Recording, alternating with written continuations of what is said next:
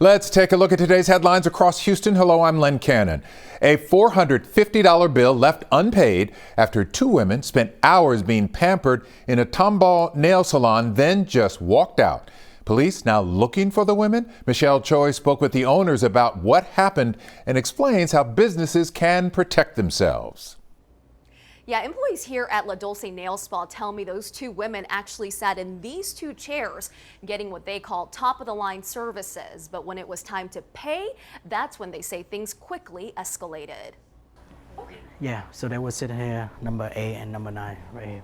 Owner An Lee says last Thursday, two women walked in, sat down, and asked for a manicure and pedicure each. They get everything that the top of the service can get. Racking up a total of about $450. But when it came time to pay, he says one woman claimed she needed to grab her credit card. And one girl walked out the car first, and they get the car ready to turn around right here. And then one girl ran out from the store. Outside security cameras capture that moment, showing a woman on the phone quickly walking out the front door and several employees running after her trying to stop them. I was shocked at first. I never thought it was going to happen here. Cell phone video captures what happened next, as that same woman tries to get into the car from the passenger side before climbing into the back seat, and the car takes off. The owner says at one point the driver allegedly threatened to hurt his employees. My employee. They were shocked. As a small business owner, yeah, how upsetting is this? It was very upsetting for me because we work hard for this. In this Tomball area, it took me over a year to open. Now, police are looking to identify the two women, including whether the gray Hyundai Elantra is connected to them and whether they may be linked to similar theft of service cases in the Houston area. Tomball police say there are steps businesses can take to protect themselves, including requiring payment up front, keeping a card on file, requiring ID, and using an electronic sign-in system. That way that ensures that they've been identified, and in case they just decide they don't want to pay or whatever, then they'll at least have their information. But one thing he stresses: now, what should business owners or employees not do?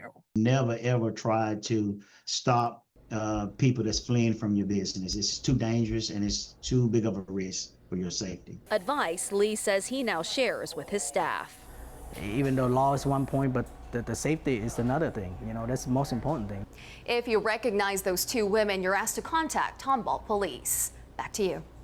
Thank you, Michelle. It's been a problem we've been hearing a lot lately. Folks sending checks in the mail, then having them stolen and changed. It's called check washing, when thieves not only change the amount on the check, but who it's made out to so they can cash it. Amanda Henderson shows us how they're doing it and how you can protect your money.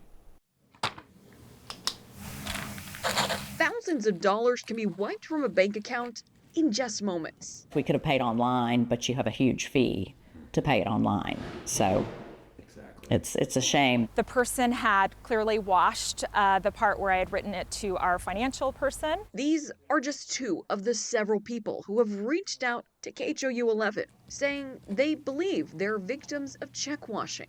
The crime is where people intercept a check and remove some of its ink. They often change the amount and then they negotiate the check by depositing it or cashing it and essentially stealing the money. Tate Williams says you can fight back. The Hilder & Associates attorney has handled a number of check washing cases. This is a situation where an ounce of prevention is certainly worth a pound of cure. 3 things Williams suggests for people to try are to keep your checkbook in a safe place, use gel ink pens, and mail your checks directly at a post office, as thieves can target blue boxes or your home mailbox. They're all inconvenient, but they're really the best way to try to make sure to prevent something from happening and make sure you find out about it in a timely way. The check fraud's really spiked. And Kevin Monk says it's impacting people throughout Houston. Every time I talk to one of my peers, they're dealing with the same thing. They're dealing with, hey, this customer had this issue. The Integrity Bank Chief Operating Officer says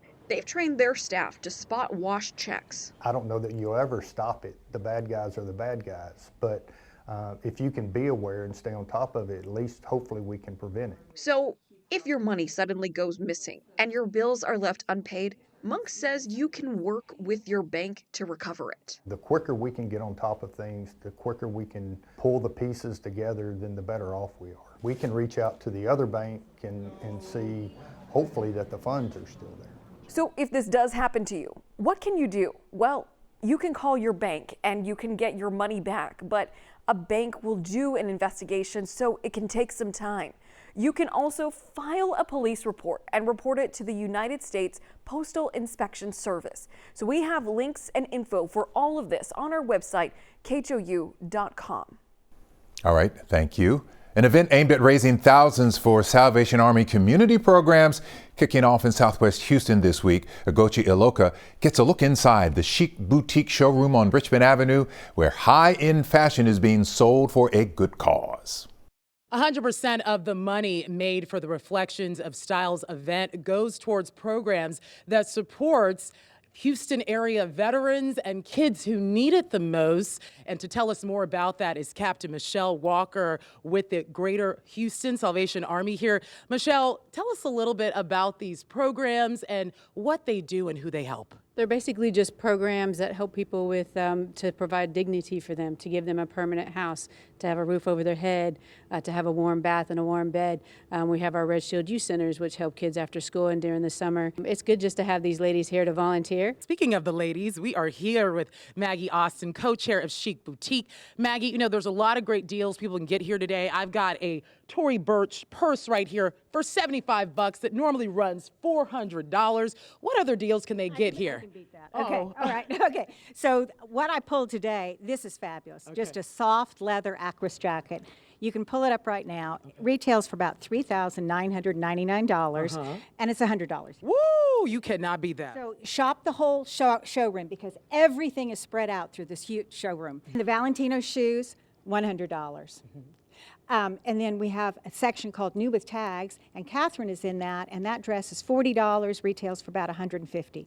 We have very generous vendors who give to us. And if you've lost over 100 pounds like myself, this is a great place to start and rebuild your closet again for affordable prices. When you come to the showroom today, it'll be a $20 donation to get in. That's from 3 to 7 p.m. Then free admission will start tomorrow through Saturday, 10 a.m. to 5 p.m. And you can shop until you drop while giving back. Reporting here at the Chic Boutique showroom, Ugochi Iloka, KHOU 11 News.